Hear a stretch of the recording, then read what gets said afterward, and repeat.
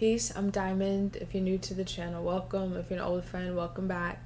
So today we're going in with part 2, where I'm sharing some of the cultural and historical background of Kundalini Yoga as taught by Yogi Bhajan specifically. The story and the lineage has kind of shifted a lot from the time that Yogi Bhajan first arrived in the States around 1969 to, what's written today. So my intention is to kind of be one resource that breaks down, where do the different elements of this yoga actually come from, and to kind of put them in their proper context, because again, the story has shifted over time. So depending on who you ask and what edition of the book you're looking in, you'll get a different answer. I'm also going to touch on some of the unfortunate information that has come forward about Yogi Bhajan and some of the harm caused by him and his organizations for the sake of transparency. It feels like to know this information and exclude it from a discussion of this yoga's legacy and history would be, kind of hiding it. So, that's not my vibe. So that's my intention. I want to share that what I am giving here, this isn't a result of anything I've learned, or it doesn't represent anything that anyone that I've worked with in the past or anyone I will work with in the future. These are my thoughts from my own personal research. Okay. So in compiling this discussion, a lot came up. So much came up. Discrepancies between what I learned and what is said at certain points by Yogi Bhajan as far as where this yoga comes from. So I feel that it's best that I kind of really give those resources over to you all to be able to read, detail for detail, the who, what, when, where, and why of everything. But I just want to share generally that, this yoga, as far as the physical aspects, seem to come mostly from a man named Swami Dhirendra Brahmacharya, who specialized in Hatha Yoga, and he cultivated a style called Sukshma Vayama, which featured these micro circulations where you see like turning the head back and forth, inhaling and exhaling, that really powerful pranayama that we use a lot called breath of fire. The practice that we have called Nabi Kriya, that is actually pulled kind of line from one of Swami Dhirendra's yoga manuals. So, and also Yogi Bhajan said in his earliest interviews in the States that was his teacher in Hatha Yoga. So that seems to be where the physical part comes from mainly. But there's also evidence, and current literature reflects that Yogi Bhajan pulled from a lot of different yogic backgrounds to codify this style that we call now Kundalini Yoga, including from people like Swami Devamurti. That's where the bundle rolls likely come from. Knowledge of the nervous system and how that ties in with the Hatha Yoga seems to have come a lot from a man named Acharya Narendra Dev. Yogi Bhajan also was known to have gone to different ashrams to learn about Vedic philosophy. So the physical aspects of the yoga do seem to come from a couple different sources, mainly the Swami Dhirendra Brahmacharya, because like I said, there's manuals that are kind of copied verbatim from him. And there's also people within Swami Dhirendra's ashram and school that do say that they remember seeing Yogi Bhajan there avidly. So that's the physical aspect. The other aspect of the yoga that's really a hallmark for Kundalini Yoga is the inclusion of the Sikh Dharma, which is the philosophy from the Sikh religion. That is a big feature in the practice, especially because with the meditations and the mantras, we are using the sacred text, the sacred scripture from Sikhism, which is their Gurbani. So that's a huge feature in our practice as well. There is some discrepancy about that aspect of it, because it's insinuated and stated in some cases that the Sikh gurus themselves, like Guru Nanak and Guru Gobind Singh, Guru Ram Das, were doing the meditations, doing the practice that Yogi Bhajan was describing. However, that's not supported by the actual original practices in Sikhism. There's no special yoga, there's no secret yoga attached with them that again, there's the resources are below, so you can kind of look into it for yourself. But just to say that the living guru, the Sri Guru Granth Sahib, has nothing about any particular yoga, but Guru Nanak, the founder, the creator of Sikhism, does have quite a bit to say about yoga, whereas he's saying, you know, the yogis, the teachers, the sages, all of those men, essentially, or even the mythological figures that created the yogas, they all are not, you know, they're not egoless. They have their dance with the dramas. They have their karma, their cycle of birth and death. And so whatever they're teaching, there's nothing as powerful as chanting the name of God. That was Guru Nanak's whole thing, was that that's the highest yoga, is chanting God's name, is being in service in God's name, is being in that frequency of the Creator. That's Guru Nanak's whole thing. So he does speak about how he feels about yoga. And so the whole thing of it being a secret form of Sikh yoga, that's not the case. And as far as it being a secret form of yoga in general, the name Kriya Yoga was attributed to a more secretive form of yoga that was passed down from initiate to student, from master to student in that way. But again, Yogi Bhajan's Kriyas seem to have been cultivated by pulling from different traditions, so they're not the secret form of Kriya Yoga in that way either. So I wanted to share that because in a lot of the exposés that are coming out that are, you know, shedding light on the true roots of Kundalini Yoga, sometimes it seems that it's insinuated that they're just completely made up, but they do have traditions that they're kind of pulled from. I like to say that it seems that Yogi Bhajan made the playlist, but he didn't create any of the individual songs themselves, right? That's kind of how it makes sense to me. Now, addressing the idea that there seems to be a lot of dishonesty as far as, you know, framing this to be from the Sikh faith. Now, I think it's one thing to say that, you know, he felt that combining the Sikh Dharma, especially the frequency of Guru Ram Das, which is humility and grace, the idea that he felt to combine that with his yoga, so that as he's sharing this yoga, this technology with people in the West, that he's also imparting that frequency of grace and humility and some context and perspective to offer with the yoga. That's beautiful, and that's not a problem, but it is problematic if it seems that they're kind of being dishonest about the idea that this is a Sikh yoga. That's not the case. And not just that, you know, there are other practices that seem to be taken from Sikhism and adapted without giving the proper context. So if you are somebody who is curious about Sikhism as a religion, as a faith, I would recommend actually looking at what the indigenous Sikhs have to say, mainly because the Sikhism that's offered through Kundalini Yoga is offered through the lens of, you know, Yogi Bhajan's kind of adaptation of it. For example, the use of numerology and choosing the Sikh name, that's not traditionally how that's done. Usually they have a whole ceremony, you know, about choosing a child's name from their Sri Guru Granth Sahib, and you know, that's how that goes. So again, if you are specifically curious about Sikhism, I would recommend, you know, going to that source. Within Kundalini Yoga, we do learn a lot.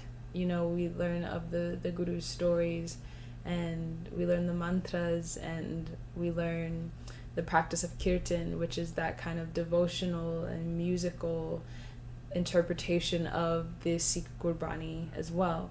So those practices are really beautiful, and the cool thing is that nowadays we actually have the resources to really learn about that faith and that philosophy if we're interested. You know, we have the resources to go straight to the source for that. What else did I want to share about that? I think that was it, you know, kind of just tying, like, that's where it actually comes from. That story is different than what Guru, or what Yogi Bhajan had, you know, kind of started sharing, which is that, again, this is a secret form of yoga from the Sikh faith, and that he learned from a man named Sant Hazar Singh. But there doesn't seem to be any historical evidence to support the existence of a Sant Hazar Singh that Yogi Bhajan was describing. So saying all that to say, obviously there's some deceptivity going on with, how Yogi Bhajan framed his yoga. And of course we can all share our opinions on why he did that and all of that. I want to leave it up to you all to read the resources. I really invite you to, because I think that information is, disclosure, I feel like, is an important part of really going deep with the practice. So just to share that. So let me just check in with my notes really quickly. All right, and then I also wanted to share that, even given the very sketchy background and kind of history given by Yogi Bhajan on this topic of yoga, as somebody who was really interested in some really specific healing modalities and topics prior to finding Kundalini Yoga, I just wanted to share that this practice highlighted, things that I found important as far as healing, especially in terms of like addictive thought patterns and kind of reprogramming the mind, which was a huge pull for me.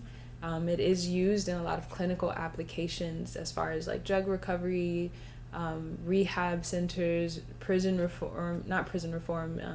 helping people in prison, therapy there. It's definitely in alignment with different somatic therapies, like the practice of titrating, for example. We do that in Kundalini Yoga. So, learning about the vagus nerve and what that has to do with trauma recovery. All of these are things that were explicitly presented as, this yoga is helping us to have that awareness, grow that awareness with our subtle experience of the breath, the nervous system, the glandular system, and our subtle energy as well. So I can definitely attest to that and want to share that. Like, I don't know, what Yogi Bhajan, if he knew what he was doing when he combined everything, but I do want to share that there are actual clinical applications of this practice, and it does check out with a lot of established knowledge on therapies, and that's yoga in general, if I'm being fully honest. Like yoga, meditation, mindfulness, pranayama, breathing exercises, these all are complementary in those types of therapies. So it's not specifically Kundalini Yoga. And I guess that kind of goes on to say too that the things that make Kundalini Yoga work don't have to do with Yogi Bhajan as a man. The pranayama and the meditation, those things are not dependent on Yogi Bhajan and his points of view and things like that. I know some of the exposés that I came across kind of argue that the yoga itself is nothing more than an extension of Yogi Bhajan and his agenda. But here we are, like so many years after his passing. And of course, it is definitely worth saying that it's easy to take his words, his perspectives that he did share and that are a part of the literature, perspectives that are definitely harmful. It's easy to take those perspectives as a teacher and run with them if that's your choice. But it's equally as easy to, I'm not going to say whether it's easy or not, but the opportunity is there. And I've experienced so many teachers who took the practice, the technicals of this work and the helpful philosophies that were derived from Sikhism and Vedic philosophies and all the places that were pulled from, and done a lot of good. So I just wanted to share that and put that out there. Now that doesn't take away from the harm that it's come to find out that was being done by Yogi Bhajan and his organizations. And that information is so, there's it kind of blew me away, like how deep that was. Like I had a small idea. I thought that they were just kind of inappropriate sexual relationships. But as I started to find out that, Yogi Bhajan was more than just a teacher of a secret philosophy. He was actually, the purveyor of all knowledge and truth within the organization, and the power dynamic that he had with the people within that organization was really unhealthy. Definitely shows all of the signs of a coercive control type of relationship. So the idea of him being able to have any consensual relationship with the people, sexual relationship with the women and girls within his organization, that's arguable that it's not possible to have a consensual sexual relationship where the power dynamic is so unequal. So just to say that, and beyond, finding out that under that coercive control, people were being pressured to send their children away to foreign schools where the children were subjected to all types of abuse. Yogi Bhajan himself was also known to have inappropriately touched young girls and been grooming them to get them ready to, add to his group of secretaries who he was having that sexual relationship with, and as well as grooming them to have relationships and be married to people he knew and friends and things like that. And that's something I absolutely do not stand for. I don't stand for that, and again, to learn that and not share it, especially if we're talking about the history and legacy of this, I can't be yeah. It's so tough. It was tough to hear about. It's tough to talk about, but again, those resources are there because I want that information to be known. Besides the idea of just disclosure, it's also the idea that we can't really go forward healing something that we can't recognize. And as this information continues to be made available, I think it means a lot that we can acknowledge that truth right along with the truth that, we love these practices and they've changed our lives. A lot of harm also happened. And yeah, I hope that telling the truth is just the beginning of reckoning with that. And there were, things like forced abortions, rape. As far as the business side, there's money laundering and fraud and just things that I was really surprised to find out, because there's one thing presented to the world as far as who he was and what he did, and then there's, court documents going back to 1968, that early on about sexual misconduct by this person and just different things that have been settled out of court. So it's a lot, and the information is there. And I think that to share that information is to also share that now that we're in this age where spiritual awakening and, a search for a deeper truth is a really prominent narrative going around. There's a lot of people who are offering themselves as your teachers and your gurus and your community.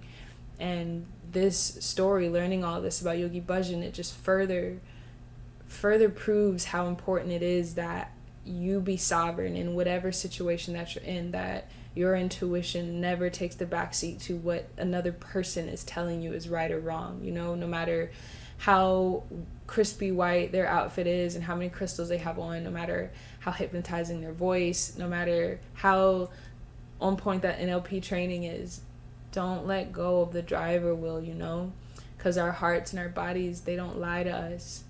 So I feel like Yogi Bhajan, if he left anything as kind of his biggest teaching moment, is the fact that here we have this person who cultivated something incredible that has helped and continues to help a lot of people.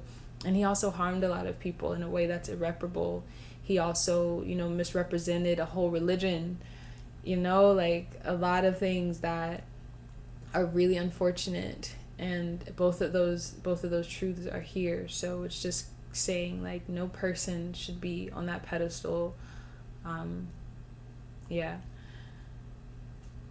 And I just want to say I'm really sorry, especially to the people who were children, when they were subjected to this.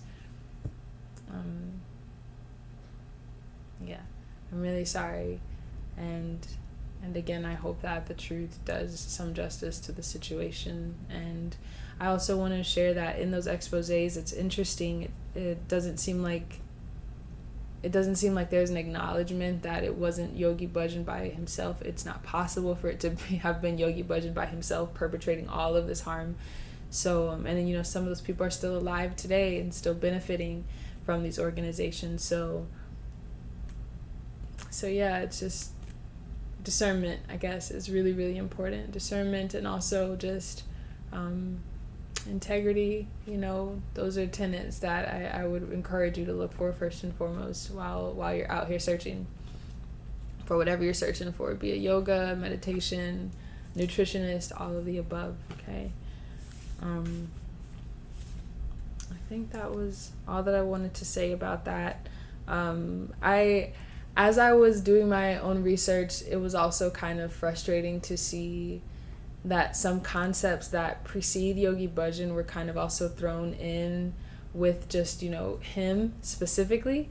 So just to clear up, like, ideas like reincarnation, ideas like Tratakam meditation, where you would meditate on your guru's picture, things like that, they didn't start with Yogi Bhajan. Things like intense yoga and intense pranayama, you know what I mean? Like, it's kind of frustrating when it's framed that those things in and of themselves are the problem, when those things are not. Yogi Bhajan didn't create pranayama. He didn't create Tratika meditation. Now, he did, of course, include his picture as one of those that should be meditated on, but that is not a practice that I do anyways. I don't believe in meditating on a person's picture at all. But there's Tratika meditations with where you would meditate on a candle flame, or the horizon.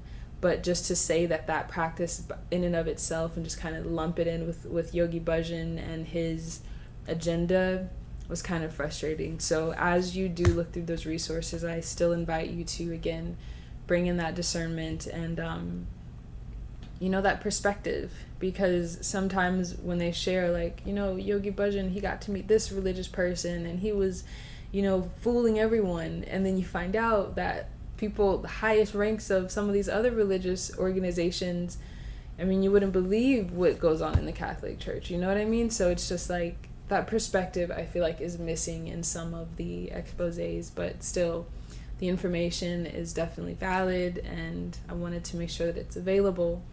And also just make sure that as you're looking through it, it's made clear that there are different schools of thought that serve as the roots of this yoga. So when I'm chanting Ari Mantra, it's always been the case to me that I'm calling on not just my teacher, but my teacher had a teacher who had a teacher who had a teacher. One of those teachers was Yogi Bhajan, and Yogi Bhajan was taught by Maharaj Virsa Singh and Swami Devendra Brahmachari and Swami Devamurti, and all of these teachers have teachers, so that lineage, I don't feel like that lineage disappears because Yogi Bhajan made the decisions that he made, like, and with the with Mangala Charan, Adgara Name, Jagadgara Name, Satgara Name, Sri Guru Deva Name, Mangala Charan, that story is actually really beautiful. I want to share it quickly. So as I said, Yogi Bhajan wanted Guru Ram Das to be the patron of his yoga because he wanted the humility and the service to really come through, at least on the outside. I can't speak for what his true agendas were, even though his actions spoke very loud. But just to say, he called in Guru Ram Das, and Guru Arjan, who is Guru Ram Das's son, would chant Mangala Charan, and that part was about calling on his father, calling on his dad, who was Guru Ram Das. And so sometimes when you hear Mangala Charan, people will describe it as the chant for the ancestors, and that's why. It's because Guru Arjan would chant that to evoke his father, in the larger context of calling on those beings that have walked with us, that have protected the way and made the way for us, in our way now. That was Guru Arjan. That was him to his father. So I chant both. I know sometimes it's offered as an option to do Mangala Charan or not, but I do chant both. And I have to say, like, what I did get to learn about Sikhism through Kundalini Yoga is really beautiful. So if you do feel called or inspired, I recommend looking into it, as I do with any of the philosophies that resonate with the heart, because I personally do believe in one universal truth, but I also believe in trying to be responsible with that as we find the roots of things and kind of come back to that oneness mindset. I still think it's important to be respectful and honest. Yeah, and I think as far as saying his name, if I were to not say his name, then I'm kind of doing what he did when he wrote people out of his story to kind of fit a perspective that he wanted. Factually, he is the one that, like I said, pulled this playlist together that we call Kundalini Yoga. So in that way, I'm going to say his name. And then also, to not say his name would be too much like cultural appropriation for me as well. So I don't believe in erasing him from the story. I think that's deceptive. I think, if anything, we need to integrate this part of the story with his name. And that's my intention in making this video and providing these resources, so that when I do speak his name, when it is relevant, there's also the full story. So that's my intention. I hope that this was clear. And of course, if you have any questions and want to continue this conversation, I'm open to it. Let me know in the comments. If not, I will see you next time. Look out for part 3. I'm going to just be sharing about my own personal journey to yoga, and then Kundalini Yoga, specifically just kind of making it full circle, And yeah, I think that is all I wanted to share for today. Make sure you take care of yourself. This is probably a lot of information. Make sure you're tapping in with your breath, especially if you do start reading through those resources, because it gets deep really fast. But, we're in the Aquarian age, and a big part of that is holding space for the things that were hidden and are now coming to the surface. So I hope you will join me in being a part of that and trying to have as much compassion for everyone involved as possible. And I will see you next time. Peace.